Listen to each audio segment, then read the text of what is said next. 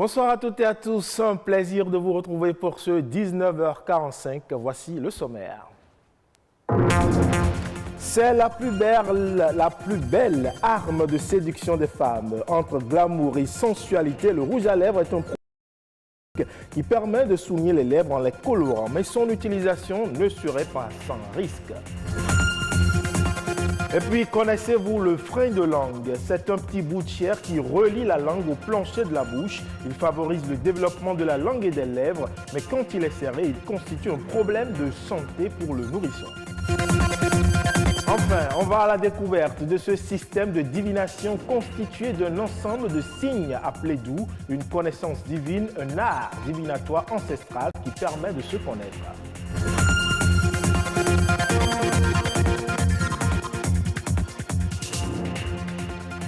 Merci à vous de nous préférer pour vous informer. Eh bien, tous les jours dans le monde, des millions de femmes utilisent des rouges à lèvres, un produit cosmétique permettant de souligner les lèvres en les colorant. Ce grand classique du maquillage, symbole de séduction, est à l'honneur ce 29 juillet, journée mondiale du rouge à lèvres.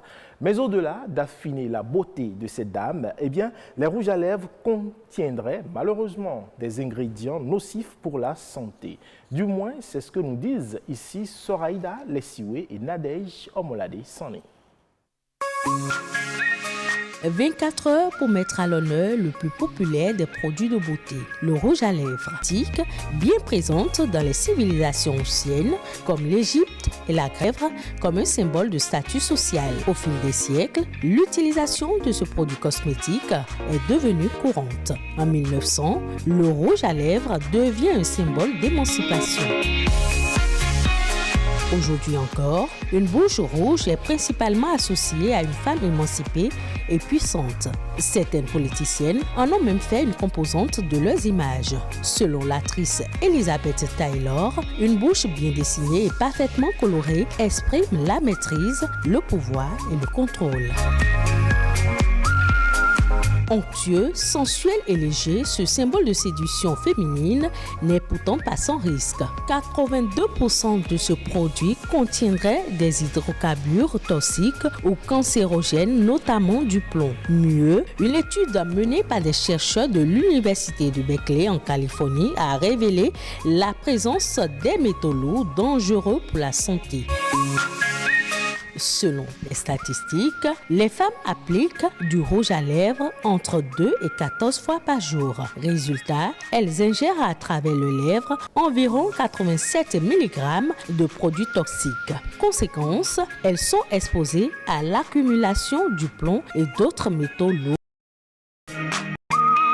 Quoi qu'il en soit, le rouge à lèvres est une expression de féminité. Mais attention, il faut l'utiliser avec modération.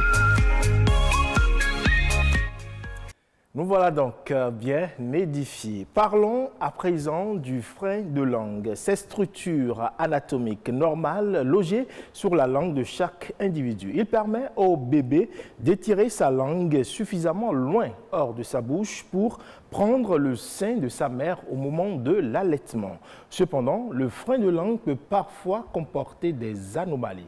On parle alors de l'ankyloglossie. Comment la reconnaît-on et que faire pour la prévenir? Kinet Sabo et Sabirat Ao nous en parlent. C'est une fine bande de tissu située sous la langue. Son rôle, permettre à un individu de s'exprimer correctement. Structure anatomique normale présente chez tout individu, il arrive que le frein de langue soit trop court ou trop épais, ce qui peut avoir des conséquences sur la succion ou l'élocution. Un frein de langue, la langue, je vais définir, c'est un organe qui se situe dans la cavité buccale et, comme on le dit souvent, c'est un assemblage de muscles, environ 17 muscles. Et sous la langue, nous avons un frein, un cordon qui soutient la langue.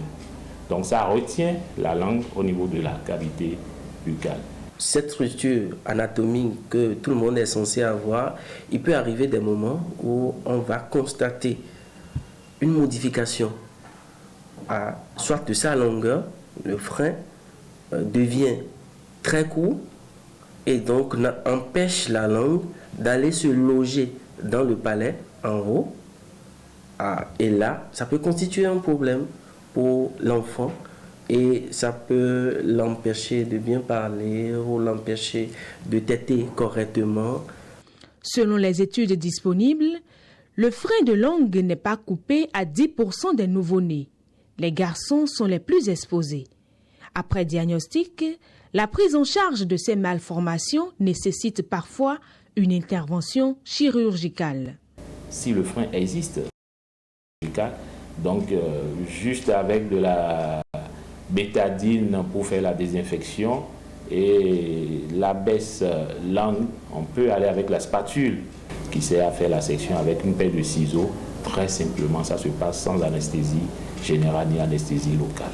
S'il est vrai que le frein de langue joue un rôle important dans la mobilité de la langue, il est néanmoins conseillé dès la naissance de consulter un pédiatre, ce qui permet de diagnostiquer tôt de probables troubles de la langue et d'éventuels désagréments. Faisons à présent un retour aux sources pour parler du Fa. Encore appelé IFA, c'est une science qui veille sur le monde. Longtemps pratiquée dans les sociétés traditionnelles africaines, le Fa se veut une vision du monde qui permettrait de connaître son destin, son passé et bien entendu son avenir. Tout cela grâce au signe appelé Dou. Qu'est-ce donc que le Fa Dou? Mieux, comment apprend-on le Fa? Les réponses à travers cet élément. Le Fa est l'un des systèmes de divination pratiqués en Afrique occidentale, notamment au Bénin, au Nigeria et au Togo. Ce système divinatoire est constitué d'un ensemble de signes appelés Dou. Le Fa, comme son nom l'indique, Fakhlun, qui veut dire l'avenir, est un instrument qui permet de décrypter l'avenir, c'est-à-dire que de quoi demain sera fait. C'est une science qui s'occupe de la futurologie, c'est-à-dire qui permet de savoir par anticipation ce qui va se passer dans un avenir proche ou lointain. Le signe de l'oracle, nous avons 256 qui sont répartis en deux catégories. Il y a les signes mères qui sont au nombre de 16 et les signes secondaires qui sont au nombre de 240. La consultation du Fa est un processus pédagogique relevant à la fois d'une démarche psychologique et méthodique. Elle a besoin d'un temps minimal pour son apprentissage. Tout beaucoup on doit pouvoir d'abord faire l'apprentissage, donc il faut d'abord apprendre. C'est comme vous demandez à un intellectuel comment il arrive à maîtriser les chiffres. Quand on dit 1225, vous savez que c'est 1, 2 et puis 2 et puis 5.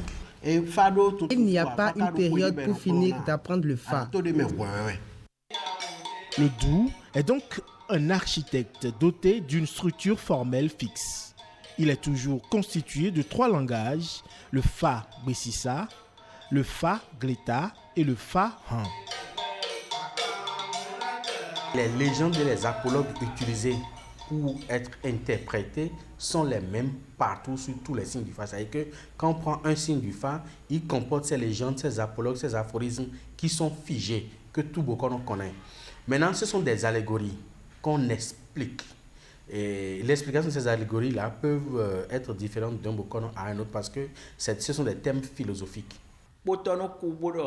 Ce récit mystique acclarodé peut avoir d'autres interprétations chez un autre prêtre de Fa, mais cela ne signifie pas que les deux ne veulent pas dire la même chose. De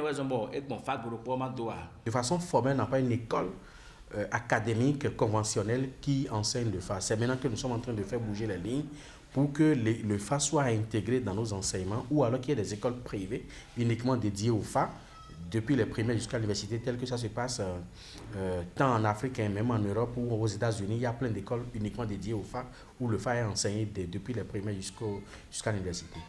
La création des centres de formation professionnelle pour l'enseignement du Fa s'avère aujourd'hui indispensable au regard de l'enjeu que revêt ce système divinatoire dans la préservation de la culture endogène. À présent, un tour d'horizon de l'actualité de ces dernières 48 heures. C'est La Nation en bref, une présentation de Arnaud Adadia.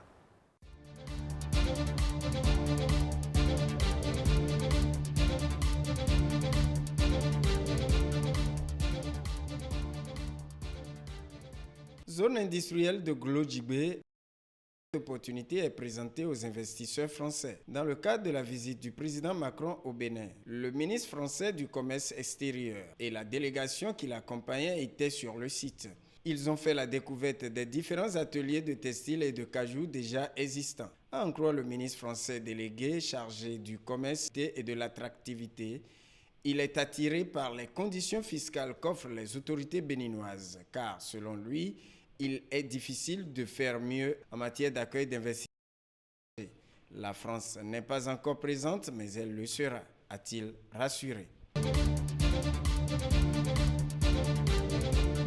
Le Bénin et l'Afrique ont besoin des menuisiers, des designers du métal vert, des informaticiens formés au numérique et hautes techniques de pointe. Toujours dans le cadre de la visite du président français, 11 accords ont été signés dans ce sens entre des universités et entreprises françaises et la Cité internationale de l'innovation et du savoir. Séduit par le nombre d'étudiants inscrits, Emmanuel Macron a rappelé que l'objectif de ces accords est d'accompagner le Bénin dans ses besoins économiques et ceux de la sous-région. Le Conseil supérieur du système national intégré signe son retour. La première session du SNISAN, entendez Système national intégré des statistiques agricoles, alimentaires et nutritionnelles, s'est déroulée à Cotonou. Cette relance des activités du SNISAN va permettre à l'État et ses partenaires de renforcer le fonctionnement de la structure des statistiques agricoles et sa pérennisation. Ainsi, dès 2023, le projet de mise en place d'un système moderne d'enquête sur les statistiques agricoles et nutritionnelles donnera les moyens aux acteurs du système national intégré de statistiques agricoles d'asseoir un véritable dispositif. Tourisme pour finir, 54 guides touristiques ont été aguerris pour vendre la destination Bénin. Ils ont reçu des connaissances liées à la construction du Club Med, du musée des Amazones, la construction du musée international de la mémoire de l'esclavage et celle du tourisme balnéaire. La formation de ces professionnels est juste une étape dans le processus de promotion du tourisme. Elle a été effective sur initiative du gouvernement béninois et avec l'accompagnement de la Banque mondiale et l'Organisation mondiale du tourisme. Le Bénin est donc honoré de disposer des acteurs qui draineront le flux touristique vers notre pays.